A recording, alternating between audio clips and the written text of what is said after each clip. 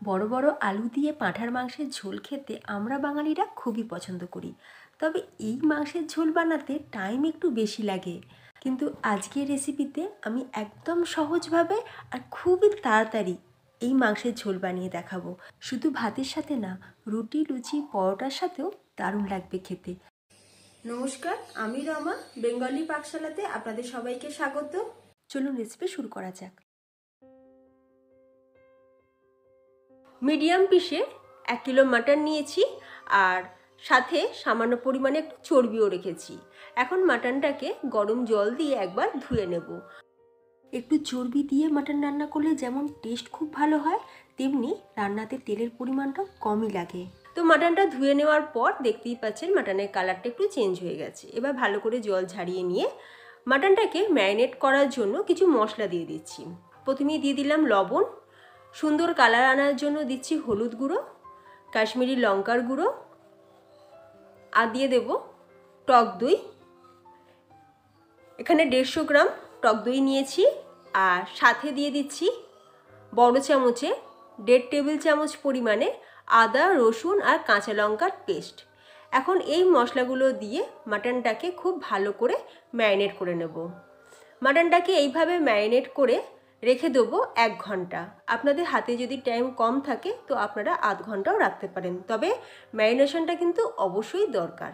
এইভাবে ম্যারিনেট করে রাখলে মাটনের ভেতর মশলাগুলো খুব ভালোভাবে ঢুকে যায়। অন্যদিকে আলুটাকেও আপনাদের দেখিয়ে দিলাম ঠিক কিভাবে আমি আলুটাকে কেটে নিয়েছি। মিডিয়াম সাইজের আলু ছিল, আর যেহেতু মাংস রান্নাতে, বিশেষ করে খাসির মাংস রান্নাতে একটু বড় বড় আলু হলে বেশ খেতে ভালো লাগে, সেই জন্য মিডিয়াম সাইজের আলুকে 2 টুকরো করে কেটে নিয়েছি। এখন আলুটাকে একটু লাল লাল করে ভেজে নেব। সেই জন্য কড়াইতে সর্ষের তেল গরম করে নিয়ে তাতে আলুটাকে দেওয়ার পর সামান্য পরিমাণে হলুদ, লঙ্কার গুঁড়ো আর নুন দিয়ে আলুটাকে ভেজে নিয়েছি। তেলের মধ্যে হলুদ আর লঙ্কার গুঁড়ো দিয়ে দিলে আলুর মধ্যেও সুন্দর একটা কালার চলে আসবে, আর তার সাথে সাথে তেলের মধ্যেও কালারটা সুন্দর এসে যাবে, আর তার ফলে মাংসের কালারটাও বেশ ভালো আসবে। এখন আলুগুলোকে ভেজে তুলে নেওয়ার পর ওই তেলের মধ্যেই আমি দিয়ে দিচ্ছি 1 টেবিল চামচ পরিমাণে ঘি।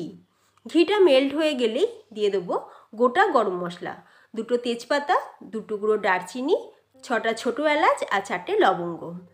গরম মশলা ভাজার যখন সুন্দর গন্ধ বেরোবে তখন তাতে দিয়ে দিতে হবে কুচি করে নেওয়া পেঁয়াজ। আমি এখানে পেঁয়াজ কুচি দিচ্ছি, আপনারা চাইলে পেঁয়াজের পেস্টও দিতে পারেন। পেঁয়াজটাকে যাতে তাড়াতাড়ি ভাজা হয়ে যায় সেই জন্য সামান্য পরিমাণে একটু লবণ দিয়ে পেঁয়াজটাকে সোনালি রং করে ভেজে নেব।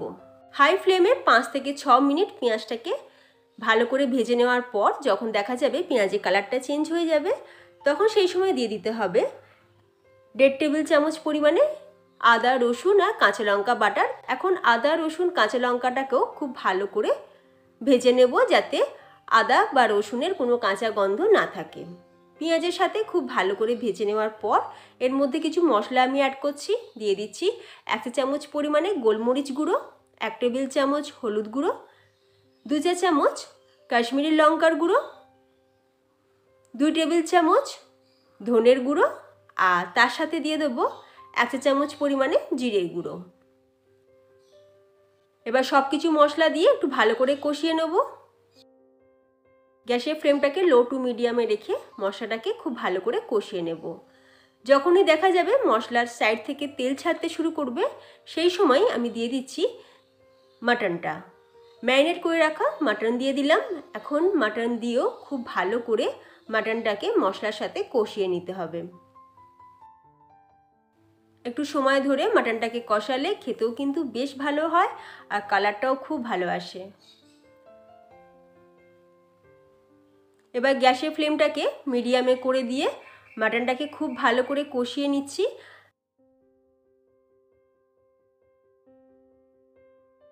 মাটনের চর্বিগুলো থেকেও তেল ছাড়তে শুরু করে দিয়েছে আর মাটনের কালারটা অলরেডি কিন্তু খুব সুন্দর এসে গেছে।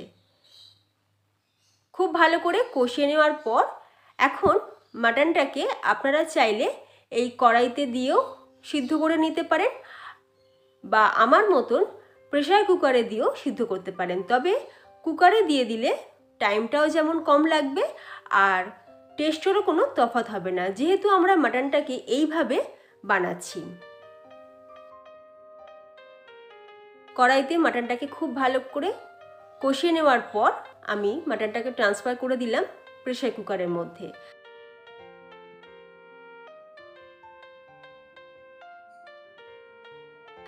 আর তাতে দিয়ে দিচ্ছি জল, তবে জলের লেয়ারটা যেন মাটন পর্যন্তই থাকে, মাটনের ওপর পর্যন্ত যেন জল না হয়। এবার তাতে ভেজে রাখা আলুগুলোকেও দিয়ে দিলাম। একবার খুব ভালো করে মিশিয়ে দেবো। এবার প্রেসার কুকারের ঢাকনাটা বন্ধ করে দিয়ে গ্যাসের ফ্লেমটাকে লোতে করে দিয়ে একটা সিটি আমি দিয়ে নেব।